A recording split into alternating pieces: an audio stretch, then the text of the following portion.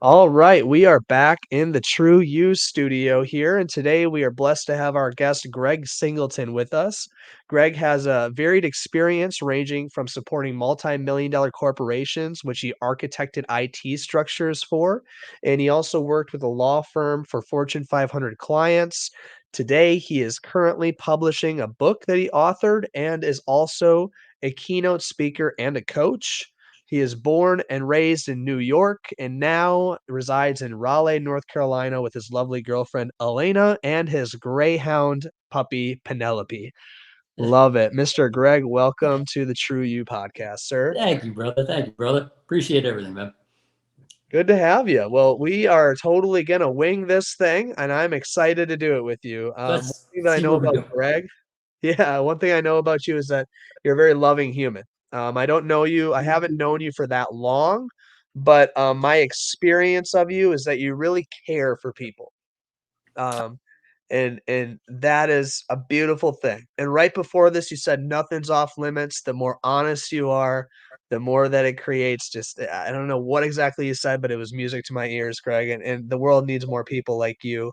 Um, can you share a bit about I guess really just your journey going from IT, law firm into this new world of deciding to be a keynote speaker, a coach, a life-giving sort of human being like as you are? What was that journey like for you? Absolutely, brother. Yeah, it started out where I was raised by, I had my two parents and three sisters. And as growing up, my three sisters were my best friends. And I had always thought that that's basically how life would be. And so the more that I followed the, traditional middle class upbringing and tried to check off all the boxes to be able to come, successful in career and as well as in life, the more that I continued to follow down that path, I climbed the corporate structure and got the promotions and got the salaries and got everything that came along with it. And with each one of those steps, I continued to feel as though it just was never a completion of something that I felt is worthwhile doing every single day. And as soon as that happened, I ended up also getting married as well.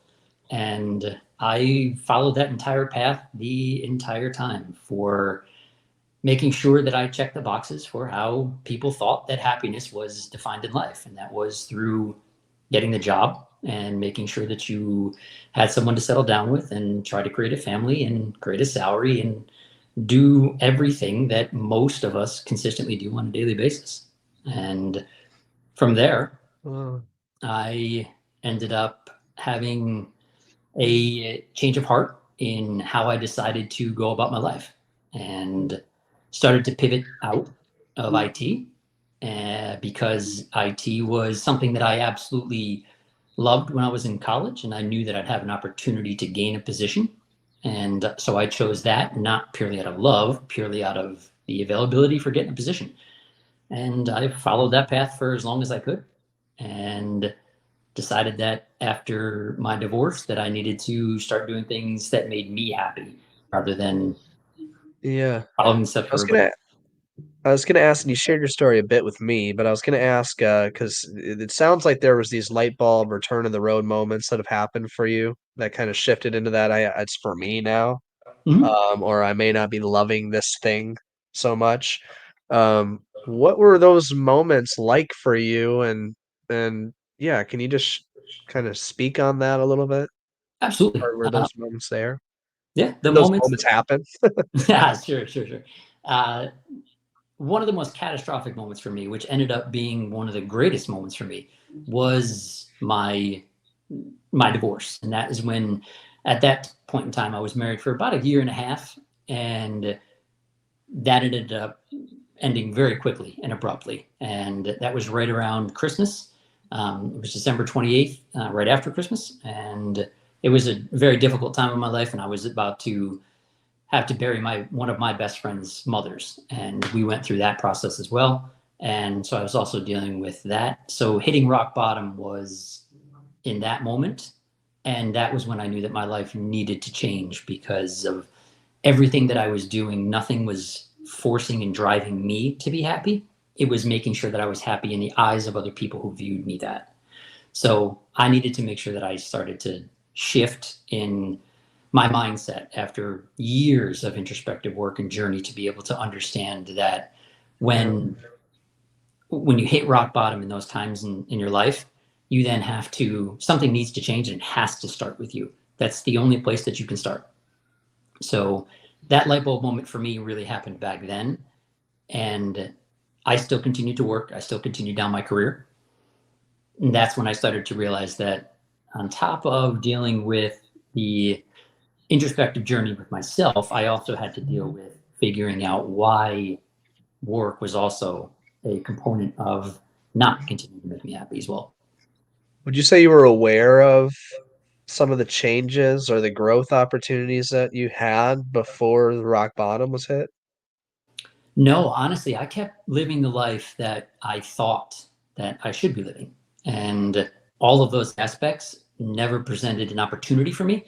They always presented just another way to go about life that everyone else would view it as successful Yeah, rather than myself. yeah. So you're not the only one that I've heard rock bottom being the light bulb, and I think that in my relationship, I feel that, and I'm grateful for how it's turning, but I feel like there's these rock bottom or almost enough is enough, like God shining a big sign in front of your face saying, "This is what's up," you Yep. know, and, it's interesting, and for me, I like to zoom out and look at, like, get curious, do is it always those moments, or those moments just, uh, powerful enough to really go into our DNA and make us just change? Or are there 'cause I'm curious if people don't need to hit rock bottom too for this type of, work to begin, or for this heightened awareness, or like, how would you speak on that? Do you see yeah, Yeah. if I make any sense in that. No, Uh, absolutely. And I absolutely know where you're going. And for me, that was the catalyst that did shatter the illusion of the perfect life that I thought I was living. And yeah, that was for me. That was, everybody works differently. Everybody works at different paces. And some of us yeah, love to read things. Some of us love to hear things. Some of us love to be taught things.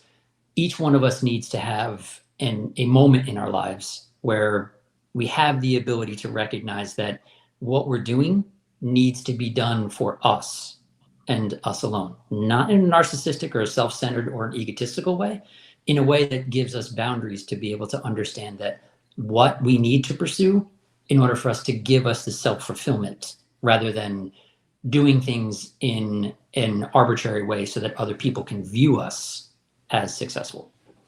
Because for mm, me, one of the, I would say one of the biggest turning points in my life was when I recognized that failure actually ceases to exist until you properly define what success is. And I never took the time in my life to properly define what success really meant to me.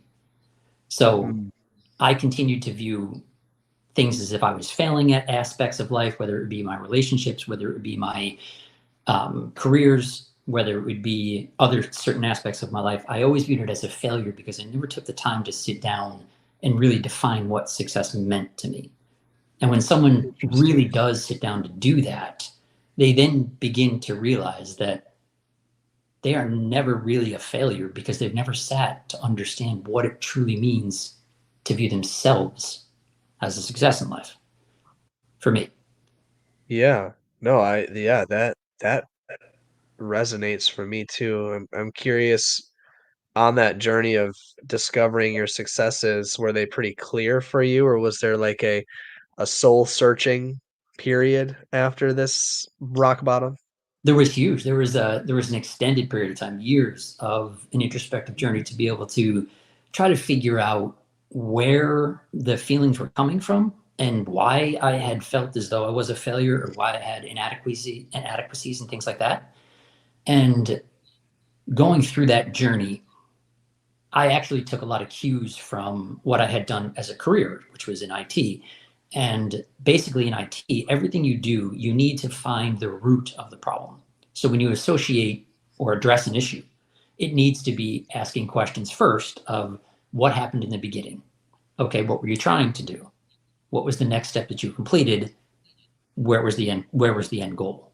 And if you reflect on that and you drive that internal instead of just in an IT world, and you bring that to a self-reflection aspect, you then begin to realize that, oh, I'm not asking questions about IT. I can ask those same exact questions about myself and all of the issues that I go through. Where does the anger come from? Where does the feelings of self-doubt come from? Where does the inadequacy come from? Where does failure come from? All of those aspects are the same exact tools that you use in IT that you need to pivot and point toward yourself to be able to understand that it's never the surface level answer. It's always the core of what you're searching Yep, for. And yep. that reflection Coaching moment for me, 101. that Coaching reflection moment 101, brother. for me needed to get there. And I had to Was run the process. Yeah. was that what led you to deciding to coach and speak and serve people in this way that you are today? Was that your introspective journey, or Yeah. what led you to this world? What led me to this world was I had never found fulfillment in all of the careers that I had accomplished. And even after, I left the IT world for the past probably close to coming up on 3 years now, I've been trading markets. So I decided to pivot and go into business for myself just to try to make myself feel as though I've accomplished something. But again, I never sat down and defined what success was. So I struggled with that as well. And really, the only part of fulfillment that I found in all of my career and the way that I've been working for 20 plus years in the industry was the connection with people. And every single time that I would have to work with a team of people or an individual that I would help in the IT world, I would always have to ask questions first. And I would have to know who it was that I was helping. Some people are very sporadic, some people are nervous, some people are confident, and some people need to be coached in feeling as though it's comfortable enough to say really what happened.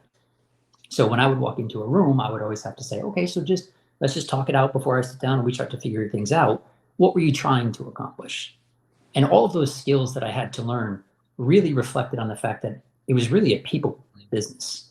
I needed to listen first before I implemented any sort of ability to fix what was happening. So as I Hmm, did that, that was the most fulfillment that I found in my career.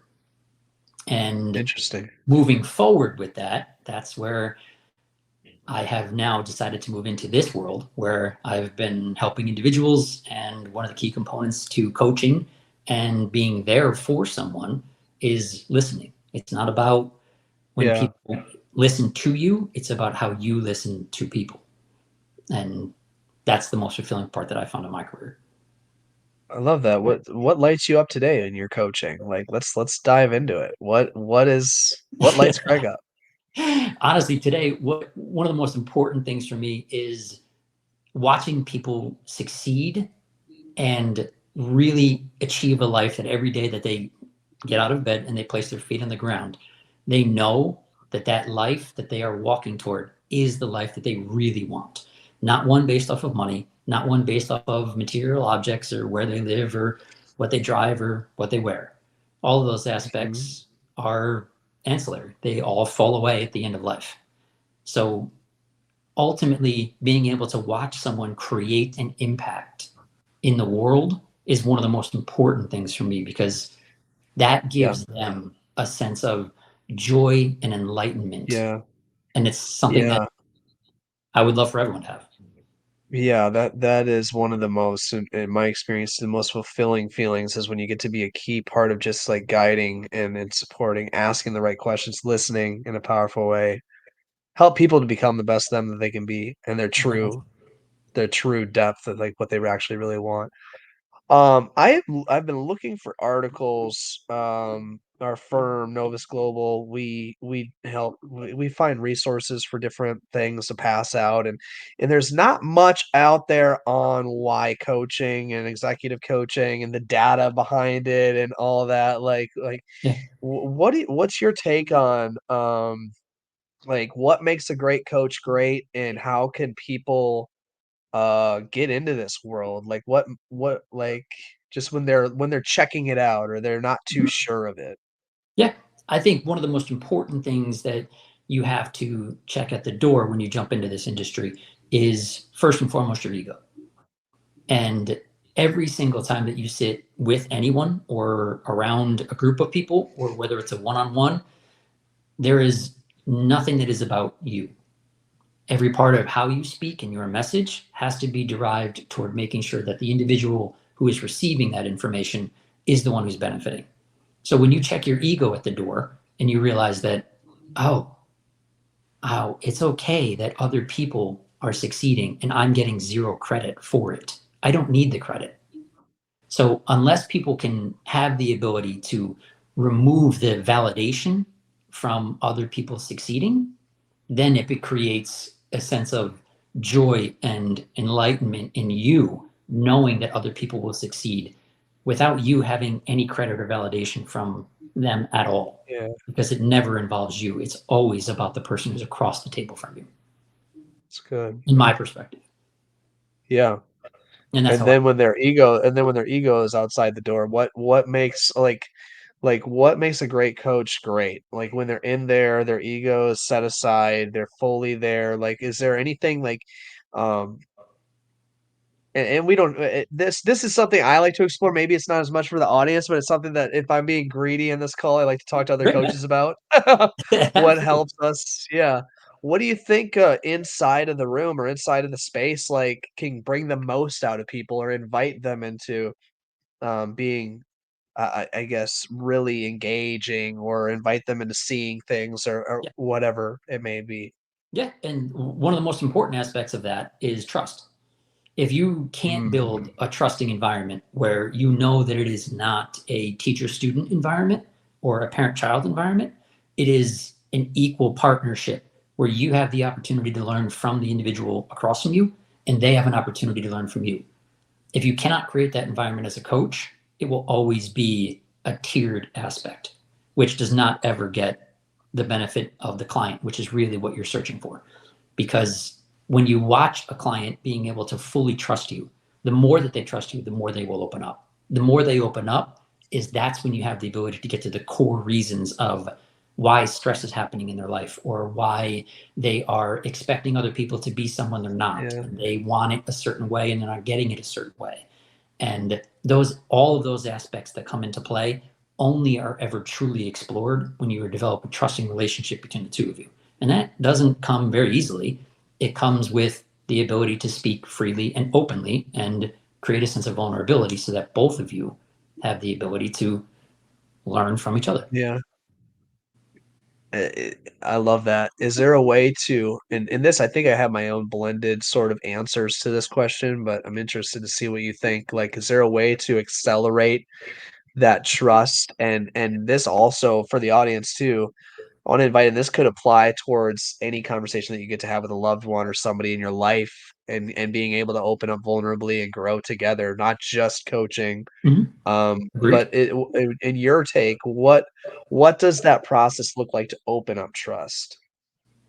Sure. For me, and the way that I usually approach it with clients is I will be vulnerable at first for my own story. So when I have the ability to tell them that I have been to a place in my life where I needed to really bring myself back up from wondering if every day getting up that much stress, fear, pain, and anxiety, if that's going to be the day that crushes you. So they also being able to understand that I came from a place that I needed to build myself back up. So I have failed. I have been vulnerable. I have seen successes and I have been through an immense amount of an introspective journey to get there. So they know working with me that, okay, so he's real. He knows what he's talking about. He's a real individual. So being able to open that up for another person to be able to give that back to me is I start with that first so that I set the tone of being a vulnerable aspect and knowing that to lead them down the path, I have to be the one to start it because I can ask certain questions and I can ask certain ways to shape it and say, can you explain to me why you felt vulnerable? Or can you explain to me where that anger came from? Those aspects don't really, in my coaching career, the way that you work with clients, that speeds up the process when they know that I'm coming from that place of, you know Yeah. everything about me.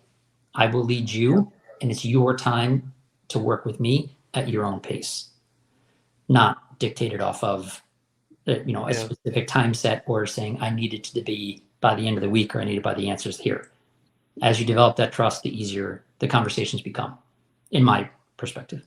Yeah. No, 100%. I agree with that. I think there's a beauty in calling the monkey out in the room too. It being like in the world for a little while, I've noticed that like in rooms, especially where there's a lot of energy, you can feel, you can watch people or observe them or like notice if there's, it's like, hey, my experience of you is that you're maybe a little bit off right now, or that maybe you're not totally engaged in this. Is Yeah. there a judgment that you have against me or this space? Is Mhm. there, am I partly true? I think like inviting, in my experience, inviting the monkey in the room there too, just calling that out. I love, introing or coaching calls with, "How's your energy today? And if there's Mhm. anything getting in your way, what is it?" Yeah, You know? absolutely. Um, And that that's works. fun. I mean, an immense amount of ability to be able to ask poignant questions for individuals so that they come up with the answers, not us giving answers. When we give Yeah, answers, that never works for anyone in life. It doesn't matter if you say, I yeah, told you so, or why didn't you do it the way I told you to do it? That never works for yeah, anyone. When you instill people and their confidence within themselves to be able to come up with the answer from asking direct, pointed questions, that's the stuff that really gives people the power to yeah, go, ah, I can do this. He is actually here to help me. Okay, so this isn't really just yeah, voodoo and just myths and aspects that are untrue. It really is making sure that the individual knows that they have the yeah, power to come up with the answers. Without the yeah. coaching and asking the right questions, though, they struggle. Questions are so beautiful. They are. It really is it's the key to cracking codes in life, into aligning souls and everything. It's the code. It's the secret sauce is the question. So I'm gonna ask Agreed. you one. What would be the most powerful direction in your experience to take this podcast?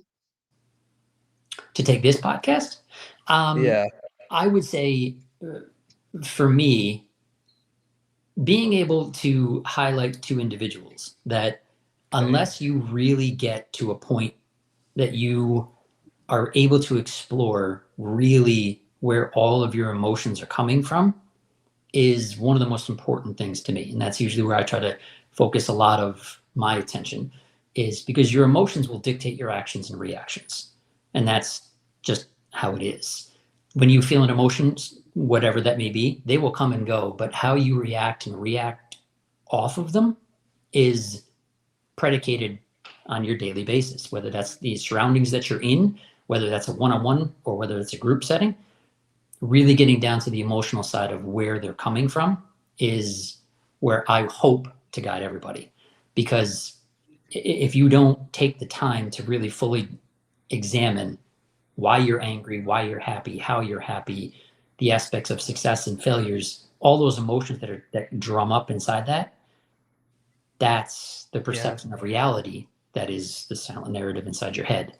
So unless you're able to really dive into that, those are the places that I love talking with people yeah. about. When you land on those, and this is kind of what we in our Novus world call soul coaching, like the belief systems and what Mhm. drives our behaviors and the emotions kind of come in and determine sort of what our winning strategies or our beliefs are. Mhm. What comes in your experience after that discovery? So let's say they discover my anger is derived from this, then what gets to happen? Sure. Usually after, we come up, anger is a great example of how most people usually, that's one emotion that really drums up within everyone. Once people are able to realize where the anger is coming from, in my view of how it sits, it's a settling feeling for people when they start to realize that, oh, that's the core of why I'm angry. I'm not angry because you said something. I'm angry because of something that happened in the past that I'm projecting into this moment. So Yeah, this moment is not actually really making me angry. It's an aspect that happened a while ago. And that projection from anger from years ago into the current moment is a calming aspect for a lot of people when they start to realize, Okay, I can see where that's coming from. And that's a moment of aha where they can then begin to placate off of that and build and say, okay, if I start to recognize that because of that anger, I no longer can have that affect my current interaction with everyone in front of me because it's not about that. It's about something that happened years ago, or it's about something that I've done to myself, or it's about something that I have had in Yeah, interactions in life that I have held on to and not had the ability to let go of. So when they're able yeah, to let go of that aspect, it becomes yeah, almost like a cutting an imaginary weight out of their life. And those are the yeah, moments that I love watching. You can call it a light bulb moment for a lot of people, but I enjoy those for sure. yeah, yeah, yeah, that's amazing. Um, and just in continuing going down this path, if that's okay, I think what comes after that is the heightened awareness of self and Sure. what we get to create. Like, when we aren't so bottled up in our emotions or these events in life and these Mhm. patterns, like, and we are able to let go, that's where I think your introspective journey you're speaking of and what I'm on right now and what I think we are going to constantly as humans continue to go through in life in different forms. Always. It that's really what opens up the greater self discovery and the kind of the turn of the page in my experience. I agree Um, wholeheartedly because you are not the same person you were yesterday. yeah, I'm not going to be the same person after this conversation because I'm going to be better. I'm going to be able to have more aspects in my I'm playbook gonna that's take going that to make me as a high better. five. Me too. I'm with you, brother. Yeah, yeah, And just to that's have the awesome. ability to set down who you were and pick up who you want to be is Yeah, an extremely important tool that you should have in your toolbox as you yeah. move forward in life. Um, for people that are not I don't wanna use the word sold, but I'm just going to, for lack of a better term in this moment, sold on coaching or sold on, like, investing in themselves, how Mhm. would you speak to them to take a step into maybe looking into coaching or into some sort of self-improvement? Sure. The self-improvement side is only going to come from an individual that's willing to accept the information. No matter how much we want to tell people they should or shouldn't do things, they're never going to answer. But to have a conversation without walking into it thinking that you are going to get coached or you are going to get told or you're going to be given a certain structure of how to do things, just having an open conversation is how coaching should start because it should never be an individual you going to an individual. It should be them asking and answering questions that you just ask openly to an individual. And as that continues to, unfold, people then begin to realize that I'm just answering questions that they're asking pointedly, which means I have the answers to be able to actually improve in my life. I might be able to work with that individual. So for me, it's always been about making sure that the empowering the person across from me makes them feel as though Right. coaching is more comfortable. And that's what I always try to do. Su sure, and that's as a coach, I'm assuming, is, like, that's how you're thinking of, "How do I empower people and invite them Yes. into the space and align to them?" If somebody is looking for a coach and they have no idea about it, I'm wondering, is there a different formula for them to, like, "Hey, how do I find out if I'm in this space, or how do I align to what's best for me?" Is there I mean, we it could just say, "Come to Novus or come to Greg, and we'll help you out." But, Sure. um, Yeah. I just know a lot of people, and I guess what I'm saying I'm kind of fumbling over my words a bit, but what I'm saying is I know a lot of people that are still kinda wrestling over that, getting over the hump to take an action Mhm. towards self-improvement, whether it's coaching, consulting, or reading a book or whatever it is, and I'm wondering, like, what's that call to action or that invitation for, "Hey, this is a clear opportunity for you, it's okay." Do you have any take on those individuals wrestling with the, "Do I step into this?" No, I mean, there's a lot of individuals that don't really want to jump into this road because they're a little bit nervous about what they may explore. And for me, I have always hoped that people would want to improve. And if you are comfortable in the life that you are currently living, and you have no areas that you want to improve in, that is usually a cue that either your life has become stagnant or you have become so even keel that improvement is becoming difficult.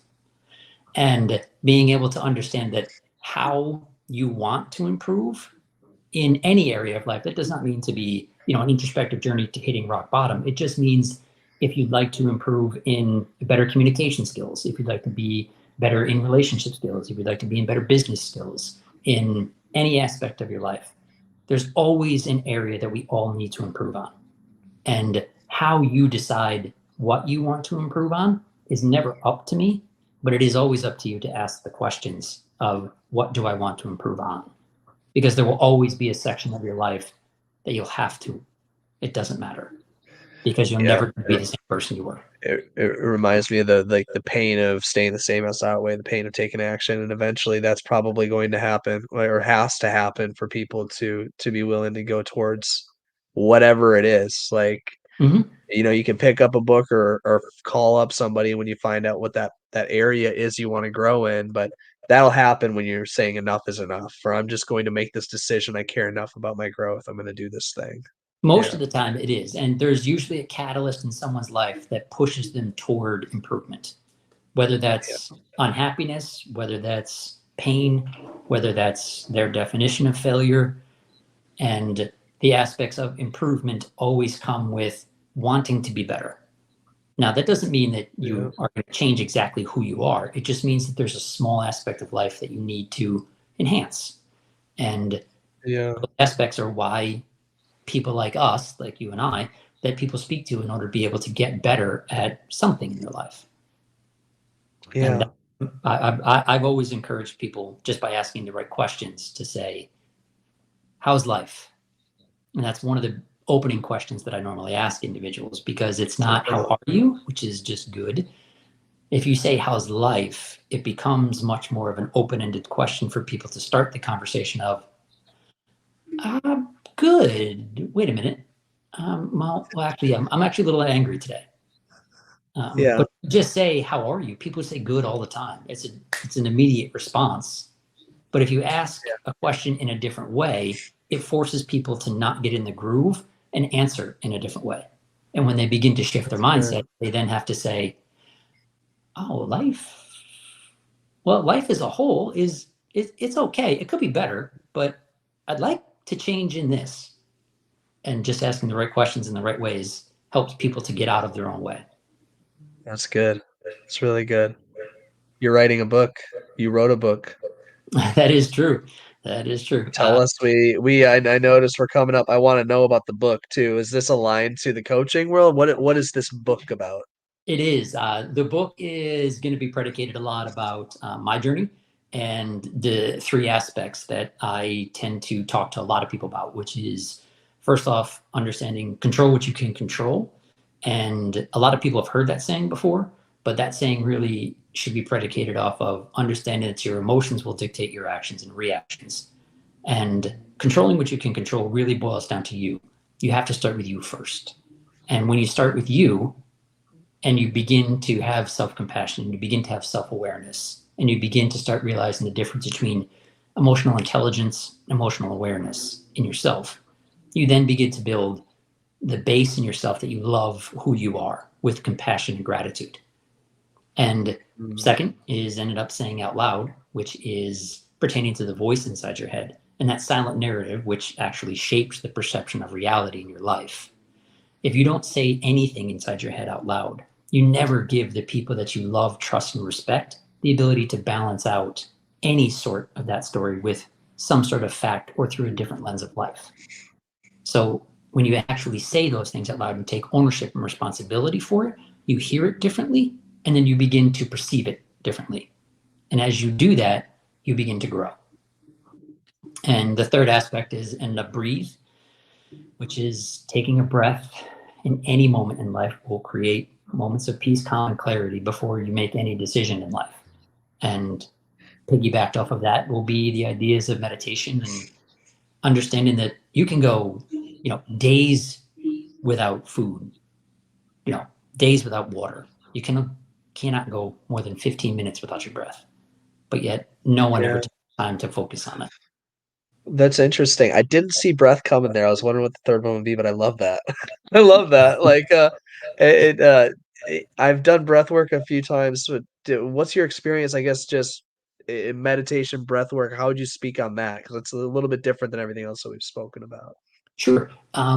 Meditation for me was one of the key components in helping me get to a calm mind and understanding that your breath is the very first thing you do when you get up in the morning. Without it, you can't survive. So why not start from the very basis of who you are as a human, which is breathing, and understanding that diaphragm breathing and bringing your air down through into your stomach and oxygenating your lungs as much as possible will provide much more energy into your entire body. And there's a bunch of different exercises that most people can do with physiological sigh and focused breathing and box breathing. And, there's a ton of them. And as you Yeah. continue to work through those, you then start to incorporate them into meditation. And If you're going throughout your day and you get struck by a crazy text from a loved one, or you just got into a fender bender, Mhm. what breathing technique would you use for those circumstances in the moment? Is Sure, there anything that you would? I do. In those moments when I feel as though my heart starts to pick up and I feel as though my hands start to get a little bit sweaty or I feel as though I'm starting to get shaky, I will always take one deep breath through my nose. I will let it out. My exhale needs to be longer throughout my mouth, and I will do that 3 times in a row. Being able to understand that I need to create a space between the immediate reaction from what is happening and to my thought process and my emotional response to it. So when I breathe 3 times, in through my nose, out through my mouth, in through my nose, out through my mouth, and again, but my exhale is always longer than my inhale because that is the actual scientific proof that it does calm how your body reacts to the emotional Yeah. flood that is inside your body. So those are the Body, three mind, and spirit, man, they're all connected, aren't they? I That's do really them. interesting. I do Magic them of the breath. all the time. And without it, but again, none of us are ever taught that. We don't ever go to classes for it. It's not something we're ever grown up, and our parents don't teach it. Our high schools or Yeah. colleges, nothing ever teaches it. But it's Well, the basis of who you are. really, is any of this stuff we're talking about taught coming up in school? I mean, It not really. is nothing is, my Yeah, friend. It yeah, is not. yeah. That's the kind of the golden little nuggets you get to find wandering through life is these, Sure. interactions with people and everything that we're talking about and the breath. And it's really interesting. I think just that open mindset, curiosity to explore and to listen, like you said, to people when it comes to these sorts of things, techniques like this or anything that we've talked about. Um, it's a Yeah, great value. and those are the aspects that I hope most people will get in the ideas of understanding meditation. And I wholeheartedly would wish everyone the best if they can travel down their meditation journey of just understanding really what it means in life, just to not be Yeah, an empty mind, just a focused mind on really what you yeah. want to accomplish. 40 minutes is going quick, Greg. That it is, It's buddy. going That it is. quick. What's We your could do book this for called? another hour, dude, but keep going. Yeah, what's your book called? My book is going to end up be called Trifecta of Tranquility, Effective 3 aspects Tranquility. of creating a calmer life. Great, and I know it's not out yet, but, It is not. where do we find you?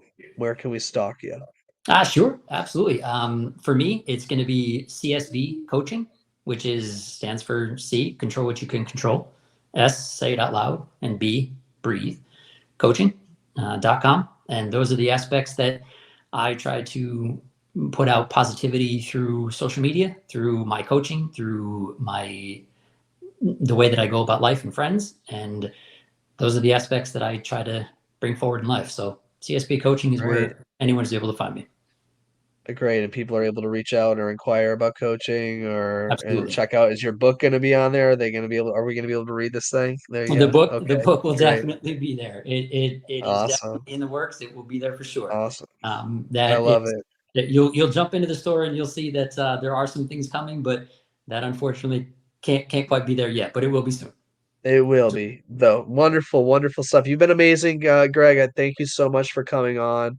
And thank you for your persistence and caring for me. This has been one of those seasons of my life that I get to lean in and discover a lot of my signs and step in and understand where my emotions are coming from and where I get to grow, and then also what decisions I get to make. And it is when you zoom out, it's really beautiful. And when you're in it, it sometimes can feel a little crummy, but And being that's willing to do the work and do the soul searching and the deep inquiry, like you mentioned, I'm in that, and thank you for being persistent and caring, with me as well. It means always, a my lot. friend. That will never change, and that's why sometimes you don't need a coach. Sometimes you just need somebody to say that stuff out loud to, because you just need to Yeah, hear a different perspective. So for thank always, you. man, that, You're that's not off the hook. You're not off the hook quite yet, though. I always will end the podcast by asking if you could leave one message for the TRU-U audience, after, today. Just, what's on your heart? What would your outgoing message be? um, my outgoing message to everyone would be: understand that you will change. No matter how much you think you know who you are, you will always change. So be comfortable with changing who you are. Do not take a stance that because you were that way a week ago or 2 years ago, that is how you need to be now. Your ability to change is the ability to be a human. So you have to be able to be comfortable with searching yourself and your relationships and those around you to be able to help you become the best version of you. And that best version of you might be today, it might be 10 years from now. But the only way you'll ever get to the best version of you is by consistently changing and being comfortable with it. Spoken so well. That's beautiful. Understand that you can change, that you will change. You will. That's You don't have a beautiful. choice. You will not be the Yeah, same person you are tomorrow, for that's sure. so good. Thank you so much, Greg, for joining us in the True You podcast today. We really appreciate you jumping on and, Thanks, brother. signing out. Yep, and, hopefully we'll be able to do it again soon. We Thank can, you, dude. I Greg. appreciate you, man. I wish you the best, brother. We'll talk soon. Thank you, Greg.